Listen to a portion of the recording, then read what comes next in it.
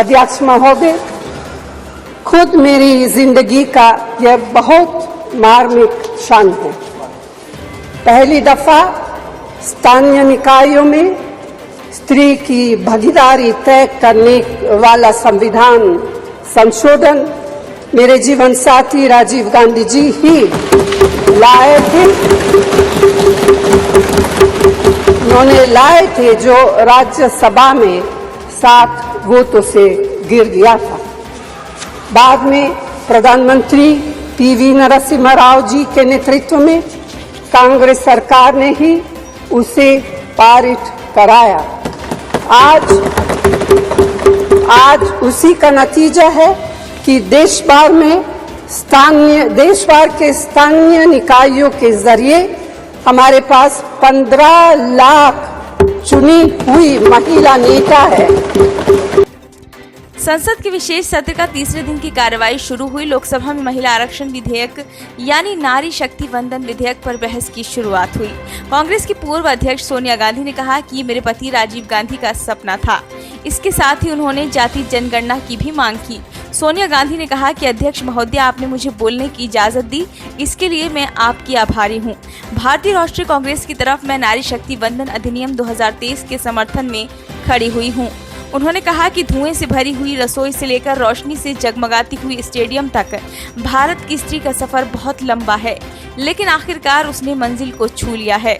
उसने जन्म दिया, उसने परिवार चलाया, उसने पुरुषों के बीच तेज दौड़ लगाई और असीम धीरज के साथ अक्सर खुद को हारते हुए लेकिन आखिरी बाजी में जीतते हुए देखा। उन्होंने कहा कि भारत की स्त्री के हृदय में महासागर जैसा धीरज है। उसने खुद के साथ हुई बेईमानी की शिकायत नहीं की और सिर्फ अपने फायदे के बारे में कभी नहीं सोचा।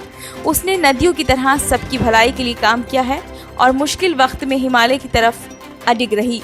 उन्होंने कहा कि स्त्री के धैर्य के अंदाजा लगाना नामुमकिन है। वह आराम को नहीं पहचानती और थक जाना भी नहीं जानती। हमारे महान देश की माँ है स्त्री, लेकिन स्त्री ने हमें सिर्फ जन्म ही नहीं दिया है, अपने आंसुओं खून पसीने से सींचकर हमें अपने बारे में सोचने लायक, बुद्धिमान और शक्तिशाली भी बनाया है। सोनिया गांधी ने कहा कि अध्यक्ष महोदय, स्त्री की मेहनत, स्त्री की गरिमा, स्त्री के त्याग की पहचान करके ही हम लोग मनुष्यता की परीक्षा में पास हो सकते हैं। आज़ादी की लड़ाई और नए भारत के निर्माण हर मोर्चे पर स्त्री पुरुष के साथ कंधे से कंधा मिलाकर लड़ी है। वह उम्मीदों की आकांक्षाओं, तकलीफों और घर गृहस्थी के बोझ के नीचे नहीं दबी। उन्होंने कहा कि सरोजिनी नायडू, सुचेता कृपलानी, अरुणा आसफ अली, विजयलक्ष्मी पंडित, राजकुमारी अमृत कौर और उनके साथ तमाम लाखों महिलाओं से लेकिन आज की तारीख तक स्त्री ने कठिन समय में हर बार महात्मा गांधी, पंडित जवाहरलाल नेहरू, सरदार पटेल, बाबा साहेब अम्बेडकर और मौलाना आजाद के सपनों को जमीन पर उतार कर दिखाया है। इंदिरा गांधी का व्यक्तित्व इस सिलसिले में एक बहुत ही रोशन और जिंदा मिसाल है। कांग्रेस नेता सोनिया गांधी ने कहा कि अध्यक्ष महोदया, खुद मेरी जिंदगी का ये बहुत मार्मिक क्षण है।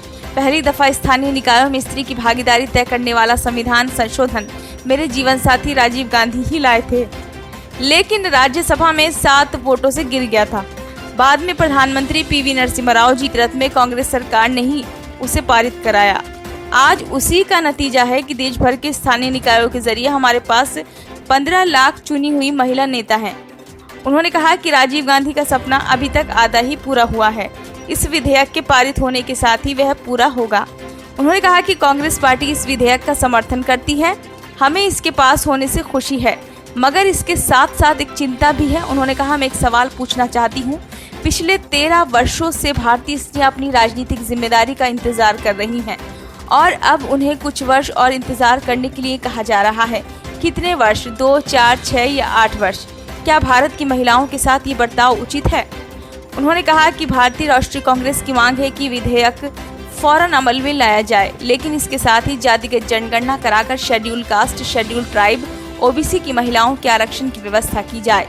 सरकार को इसे साकार करने के लिए जो कदम उठाने की जरूरत है वह उठाने चाहिए। उन्होंने कहा, कांग्रेस की तरफ से मैं आपके द्वारा सरकार से मांग करती हूं कि नारी शक्ति वंदन अधिनियम 2023 को उसके रास्ते की सारी रुकावटों को दूर करते हुए जल्द से जल्द लागू किया जाए।